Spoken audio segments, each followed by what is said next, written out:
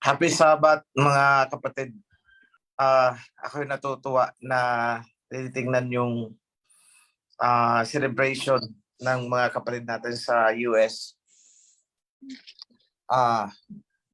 Medyo nahuli yata yung flagging, Feast of Tabernacles pala yun. So sabi ko, teka muna, ba't ngayon lang ito na i-play? Ang ganda. Okay, but anyway, so just to let everyone know na may mga kapatiran tayo na naandun sa kabilang dako ng mundo.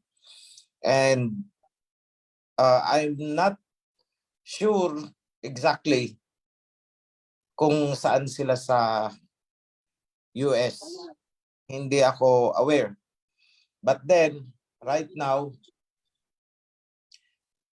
gusto kong ipaalam sa inyong lahat na nagkaroon ng what do we call that? Snowstorm sa US. Actually, habang nakikinig ako sa mga messages, tinitingnan ko sa YT yung nangyayari doon. So, is historic, ibig sabihin, pambihirang mangyari na ang kapal ng snow ay umaabot ng 6 feet.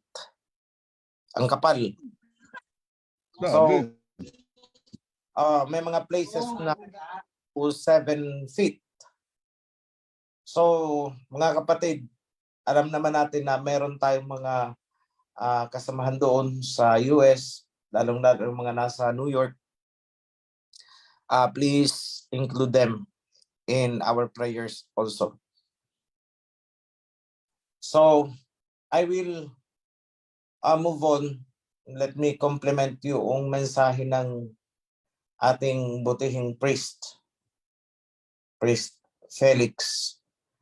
So, matotal is naandun sa obedience of the covenant. Alam nyo, yan yung paulit-ulit kong sinabi na baka akalain ng iba. Para tayong mga sirang plaka, covenant ng covenant ng covenant, each time na magkikita-kita, covenant ng covenant ng covenant. Pero, tandaan natin na ang covenant na yan ang pinaka saligang batas. The constitution of the kingdom. So, sa mga ganap ng nauunawaan yan, congratulations. Pero para doon sa mga baguhan, hayaan nyo ang mga priest na paulit-ulit mai-remind dyan hanggang sa maitanim sa ating mga puso at isipan. So yan naman ang sinabi ng ating alahayam na darating ang panahon na ang kanyang mga covenant laws ay isusulat sa puso at isipan ng bawat mamamayan ng kingdom. So we cannot do away with it. Sa ayaw man natin o sa gusto, obligado tayong mag-align sa covenant na yan na ibinigay sa atin. Ibinigay sa ating mga ninuno. So, paano ba natin i-relate sa ating buhay ang covenant? Mula sa pinakamalaking issue hanggang sa pinakamaliit na issue, covered po yan ng covenant. Sa international scene, kung kayo ay nanonood sa YouTube, mga report, even Russia, naalala ko, noong binabanggit ni Priest Felix, yung lugar na pinili ni Lot sa may kapatagan ng Jordan, and that was very near Sodom and Gomorrah. And alam naman natin na later on, tinunaw ang Sodom and Gomorrah. So in general, I would say na ang isa sa pinaka malaking dahilan ay ang sexual immorality. So in one way or another, bago pa man tayo pumasok sa covenant, lahat tayo halos ay may pinagdaanan. In one way or another, we've been rebellious. In one way or another, para tayong nakikibit-balikat na lang, na para bang wala ng takot. But now, binigyan tayo ng reset point. Reset. Magpasimula kayo ng malinis. Bumalik kayo sa akin. Return to me, and I will return to you. Yan ang salita ng ating alahayang. And so, we found ourselves, andito tayo, nagkatipon-tipon sa loob ng covenant. Ito ay isang invisible na bubong kung saan tayo lahat ay nakasilong. Invisible dahil hindi mo mahawakan sa iyong kamay. Invisible dahil hindi mo makita ng iyong mata. Walang physical na dingding, walang physical na bubong. But, in principle, ito yung ating pamamahay, the covenant. At sa loob ng bahay na yan, may mga alituntunin, may mga rules na kailangan nating sundin. So, magto-tone down ako ng konti sa terminology. Kumbaga, ibababa ko ng konti yung level ng aking pananalita. I will use layman's term. Pwede niyong sabihin, ang iba dyan, isipin bastos. But I would pronounce it kung yun ang kinakailangan para lang maunawaan ng iba dyan. Kasi kung gagamit tayo ng mga highfalutin na kagaya ng ginagawa ng yung ari ay tinatawag na flower. So, I would say ari. Para lang maintindihan. So, why do I have to do this? Bakit kailangan kong gawin ito? It's because paulit-ulit, maraming cases na nakakarating sa amin. At yan ay pinagpupuyatan ng priesthood para maituwid, mai-align. Pero yung disalignment actually is nanggagaling doon sa kakulangan ng kaalaman, sa sabayan ng tukso, sa sabayan ng pangangailangan, and so bumibigay. It's simply because hindi matatag ang pagkakabaon ng ating paninindigan sa covenant. Maraming nalalaglag sa mga dahilang parang hindi ko sapat akalain na minsan tinatanong ko sa sarili ko, dahilan ba yun para i-give up mo ang covenant? Sapat na dahilan ba yun para iwanan mo ang covenant at ikaw ay magkora? Ba't din nangyayari? So parang napakakitid, napakaliit na pinalaki. Hindi na ako magsasalita so much. Pero magkahalo yung pita ng laman at saka yung marites.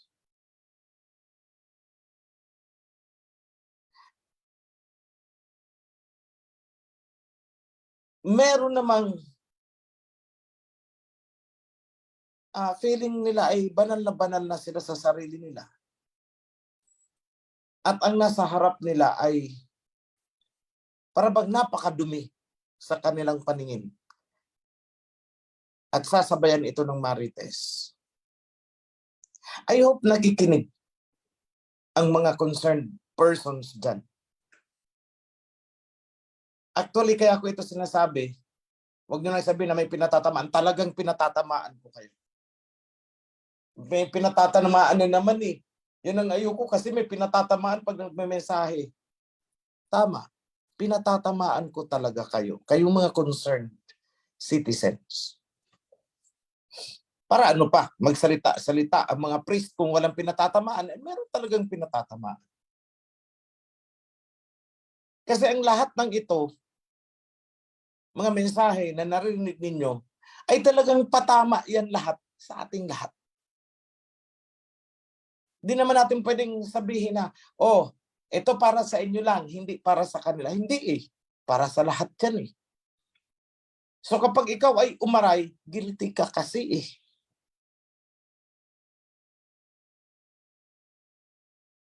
Mga kapatid, huwag nyo sanang paabutin doon sa punto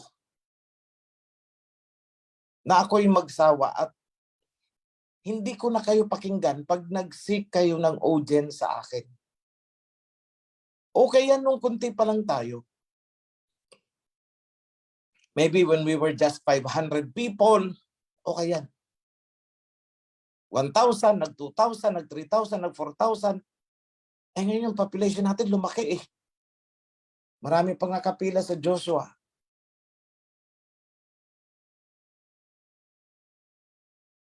So, hindi na pwede yung dati nang nangyayari na ako'y inaabot ng magdamag para pakinggan ang bawat isa. That will no longer happen. Lalo na after the coronation. That is why nag-designate na ako ng mga tao upang saluhin ang mga maliliit na bagay, mga maliliit na usapin na sa tingin ko ay kaya naman nilang iresolba.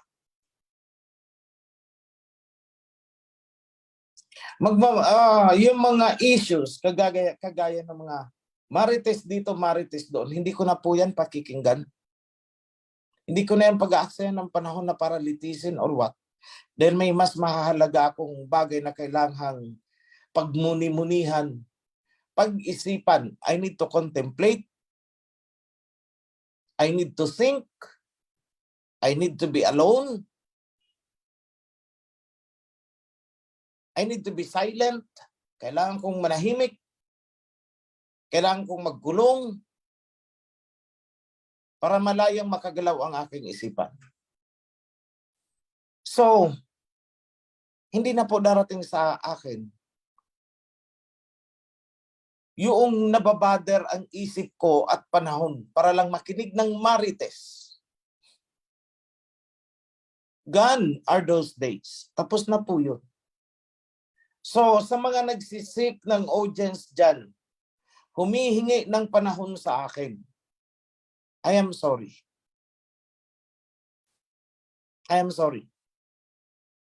Pakikinggan ko lang yung talagang may parameter na akong inilalagay dyan. That is your first time. Unang pagkakataon na humiling ka sa akin ng audience, gusto mo akong makausap, then I will grant. The chance is 60% na pagbigyan kita. Another parameter, gaano ba kabigat ang usapin yan? Yung decision ko dyan will be 20%. So may 80% chance ka na kung mabigat yan. At unang pagkakataon mo sa akin. And the remaining 20% is yung panahon ko. Time. Kaya pasensya na doon. May mga chapters na alam naman ninyo ha. Alam ninyo ito. May mga chapters dyan na talagang kung magpapagawa ako ng trophy,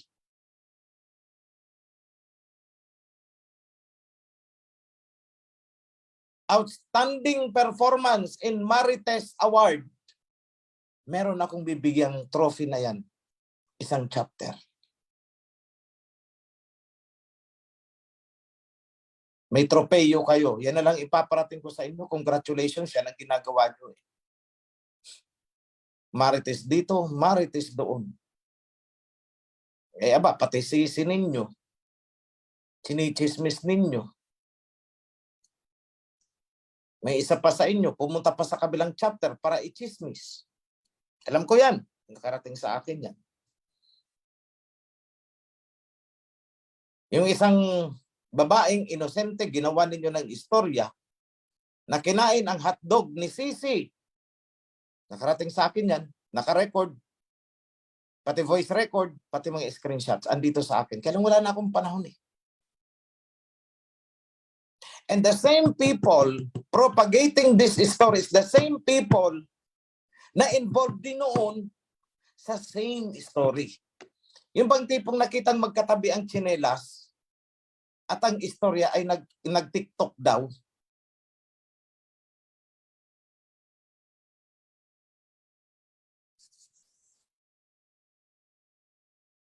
Pati yung istorya na itong babaeng daw ito, may nakakita-kitang-kita daw ng dalawang mata nila na humahalik doon sa baba ng lalaki. Alam niyo kayong mga nagpo-propagate ng ganyang sabihin ko sa inyo, kayong mga nagpo-propagate, nagpapanimula ng mga ganyang chismis, kayo ang may pagnanais at pagnanasa ng laman. Sa totoo lang. At dahil hindi ninyo matanggap sa sarili niyo na ganyan kayo, ibinabato ninyo sa iba.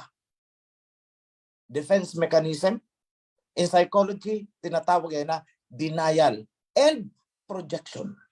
I-deny mo sa sarili mo dahil alam mong hindi ka nais-nais, itong pagnanasa at pananabik na naramdaman mo sa sarili mo dahil tigang na tigang ka at craving ka talaga sa laman at ibinabato mo doon sa ibang tao upang doon ay tutuligsain mo.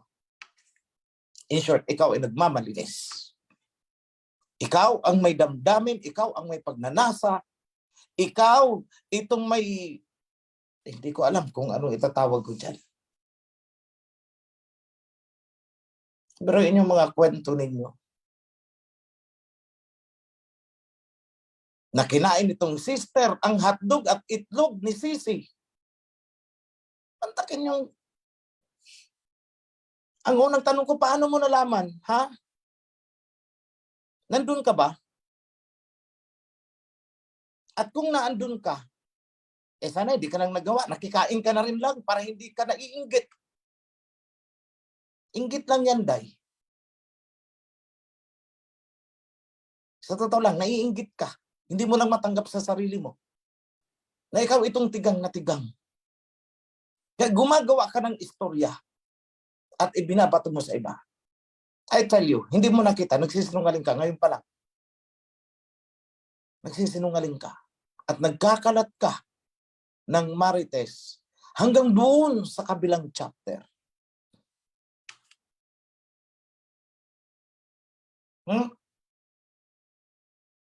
Rizal, ay nako, nadulas tuloy ako. O sige na nga, nadulas na rin lang ako eh. Rizal,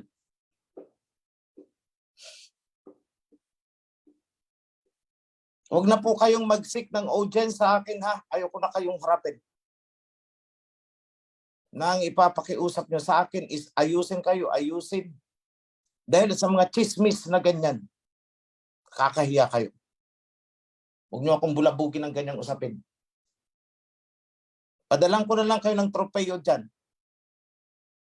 Marites Trophy. O sabihin nyo, hiniya ko kayo. Di ba't ganito naman talaga? MCIT, paki-chop off na lang ito. Pero kung malaman man ito ng public, so be it. Makita nila na we don't tolerate such things inside. This is a rebuke. First time, pinatawag ko kayo. Second time, pinatawag ko kayo. And the third time, kakalagyan ko kayo sa assembly. Di ba yun naman ang kasulatan?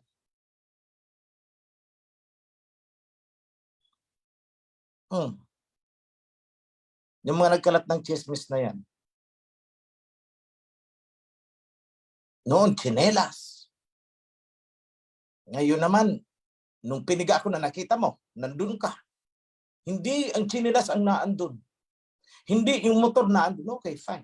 Pero nakita mo ba? Okay, assuming na naandun nga. Nakita mo ba? Hindi. So, huwag kang magkikwento. Huwag kang magchichismis. Baka nakitulog lang yung tao at ginabi. But for you to assume na may nangyayari, teka lang.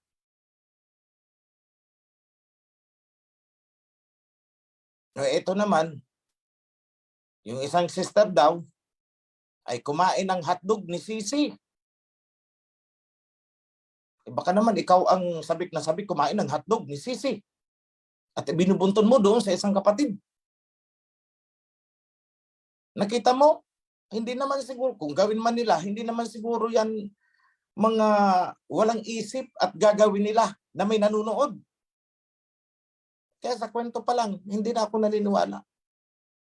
O ikaw, sister, kakain ka ng hotdog ni Sisi? Sa lugar na may nakakakita? Sige nga. Common sense. In short, kasinungalingan. Kinain daw ang itlog ni Sisi at nasarapan daw sa hotdog at sa itlog ni Sisi. O kita nyo na yan. Ganyan pa yung nasa covenant. At kayong mga nagtatampulan ng ganyang mga marites, enjoy na enjoy kayo, sarap na sarap kayo, mga dila ninyo ang sasarap pagpuputulin. Tapos hihingi kayo ng audience sa akin, yan ang bit-bit ninyong issue, pupuyatin nyo ako. Ako, pasensya na, kayo ang tinutukoy ko na ayoko nang makausap. I'm tired. You know that? Ilang taon na kayong ganyan.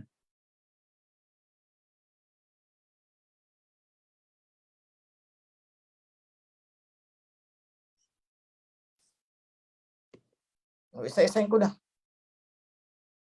Pangalawa, Hong Kong. Diba sinabi ko sa inyo noon, sana last na ito. Inabot tayo ng alas 4 ng madaling araw, wala akong tulog. Para ayusin lang yung mga gusot ninyo. Paulit-ulit. Ngayon you are again seeking audience with me. What for? Para puyatin ako.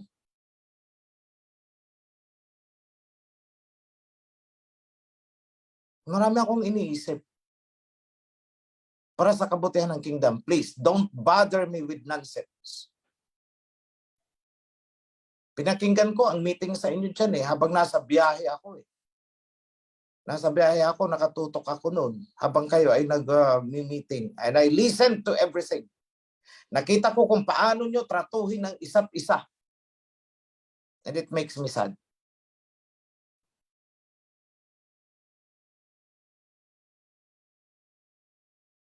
Hanggat hindi nyo inaalis sa sarili nyo, yung feeling nyo angat kayo sa iba, yan ang magpapahamak sa inyo.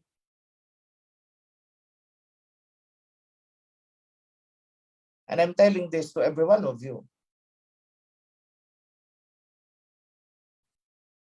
Alam nyo, ganito kapag feeling natin angat tayo sa iba,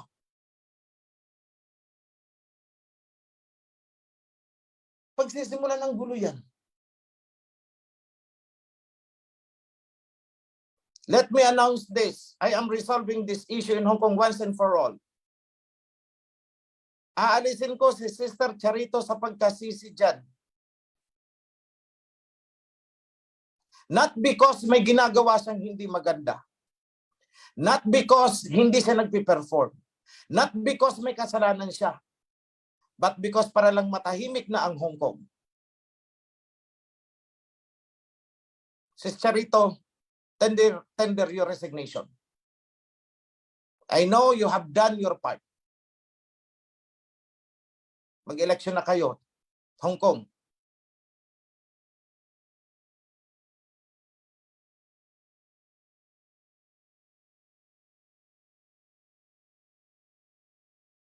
Huwag niyong sabihin na sabat na sabas, ganito ako.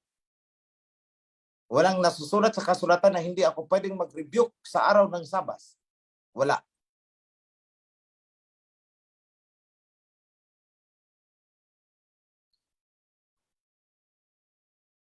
I am executing the principles of the covenant. That's why I'm doing this even during Sabbath.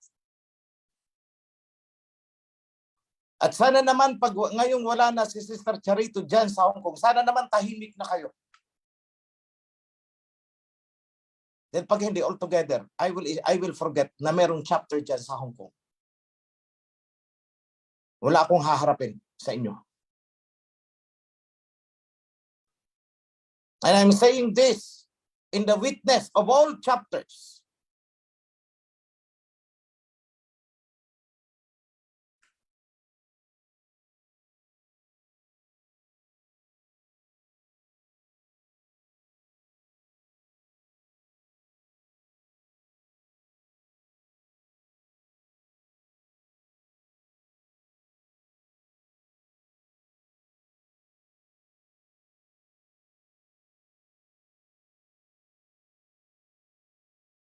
In the witness of the whole congregation, in the witness, in the presence of the whole assembly. And I will not retract this. So Sis Charito stepped down. Not because ikaw ay may kasalanan, not because ikaw ay nagkulang, not because ikaw ay may pagkakamali, but because para mabigyan ng pagkakataon yung mga gustong umupo sa pagkasisi, please step down. Sis Charito, you will be small in their eyes, but you will be great before my eyes. Remember that.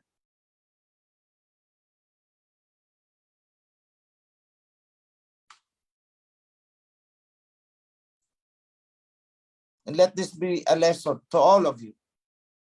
Lahat ng chapters.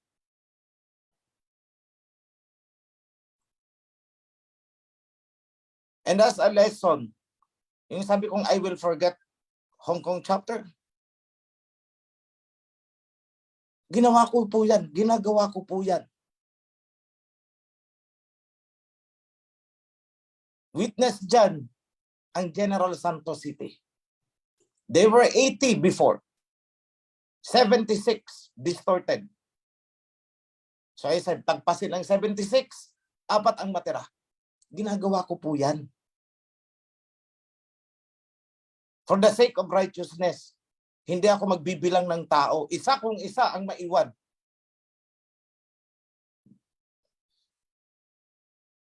That is how we do it.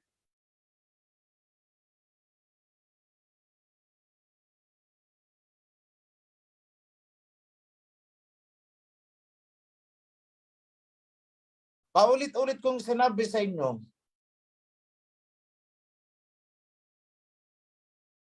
ng righteousness ninyo, hayaan nyo yung mapansin na hindi nanggagaling sa inyong sariling dila. Again, I'm talking about this sa mga marites. Hindi mo kailangang siraan ng isang kapatid para lang ma-highlight na ikaw ay banal. Dahil in doing so, lalo kang nagkakasala, lalo kang bumababa sa paningin ko. Hindi mo kailangang apakan o gamitin o sirain ang reputasyon ng isang tao upang palutangin lang na ikaw ay righteous.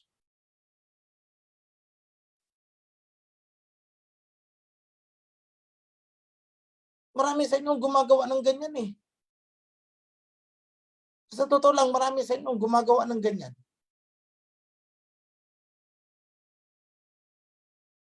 Dahil kung walang gumagawa ng ganyan, then wala sanang gulo ang mga chapter ninyo. Pag may nakita kang hindi maganda sa isang kapatid, lapitan mo in secret. Sister, parang hindi yata maganda sa paningin ng tao. Yung ginagawa mo, baka ma-misinterpret yan. Medyo iwas sis.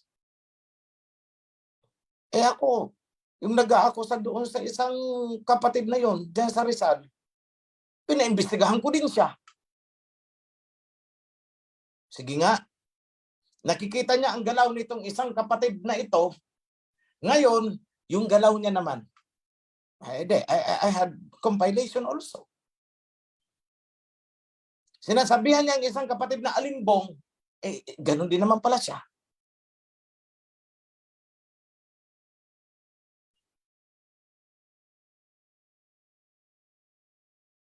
Lahat yan magbubumirang sa'yo. I tell you, what you plant, you will reap. Siniraan mo, chinismis mo ang iyong kapatid. Aanihin mo lahat yan para matikman mo kung ano ang nararamdaman ng isang ichinichismis.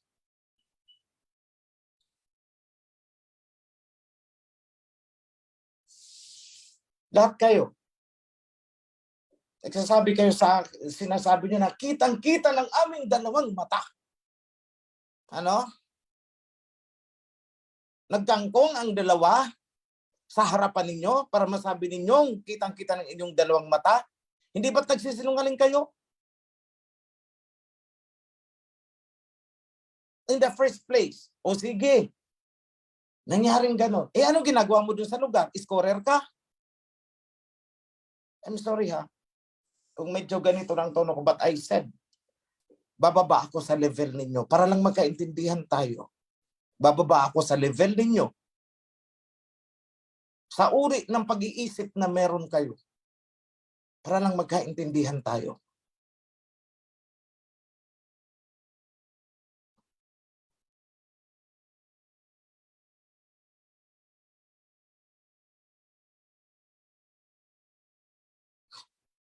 Inaakusahan ninyo ang isang kapatid na malapit sa lalaki, umaalimbong sa lalaki.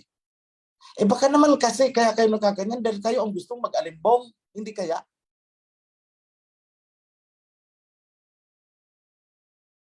Hindi ka't nagsiselos ka lang, ha? Ate, ay nanay ka na pala eh. Hindi ka't nagsiselos ka lang dahil ikaw ang may gusto doon sa lalaki. Ano ba talaga? Sorry ha, today is Sabbath. I will stop. Pasensya na. But this is again, an open review. Di na ako nagkulang sa inyo. First, second, and third. Now, Rizal, don't seek audience sa akin. Hong Kong, don't seek audience sa akin. Ayoko kayong kausapin. Ayoko kayong harapin.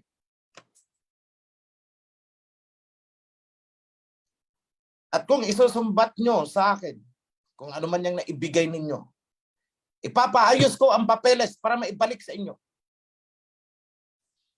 Dahil hindi po material na bagay ang pinag-uusapan natin dito. Huwag niyong kalad ka rin sa usapin kung ano man yan. Kung donation man yan o kung ano man yan, pera man yan o lupa man yan. Ibabalik ko sa inyo. I have an instruction already. I instructed Prime Senen. I instructed Priest Dato. Ibalik para wala silang masabi sa atin. Lagyan pa ng interest. Sabi ko sa inyo, hindi nyo mabibili sa pera. Hindi nyo matutumbasan sa pera ang prinsipyo ko. Dahil kung pera-pera lang din lang naman ang pag-uusapan, noong pa man, may nagbibigay sa akin 2 milyon, 3 milyon, 5 milyon. Kung pera lang ang hangad ko, tapos na. Pwede akong humingi, bigyan mo ako ng konto, bigyan mo ako ng ganito, bigyan mo ako ng gano'n. Sige, mananahimik ako, ititikom ko ang bibig ko. Wala akong bibig kasing covenant.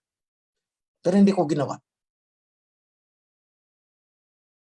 Kaya sabi nila, ikaw ay nagtatago, ay natural, magtatago ako. Dahil alam ko may mga galit sa aking tao because what I am doing. Pero I'm not forever hiding. Lalabas ako, kaya kayong mga kurad dyan, lalabas ako. Huwag kayong mag-alala.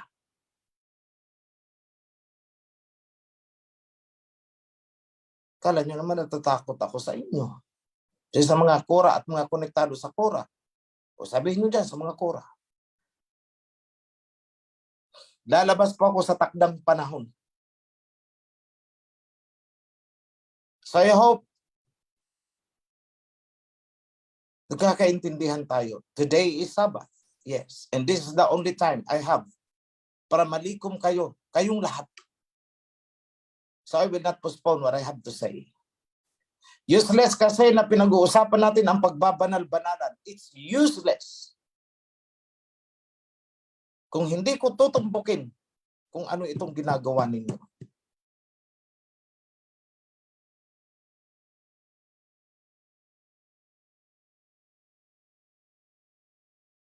So to end,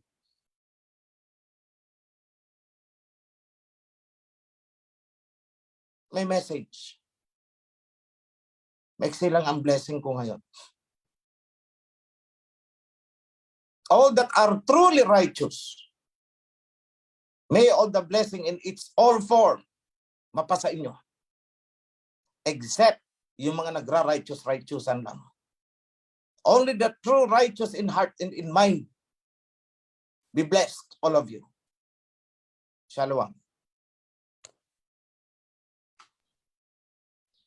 Ganda. Yada. Yada.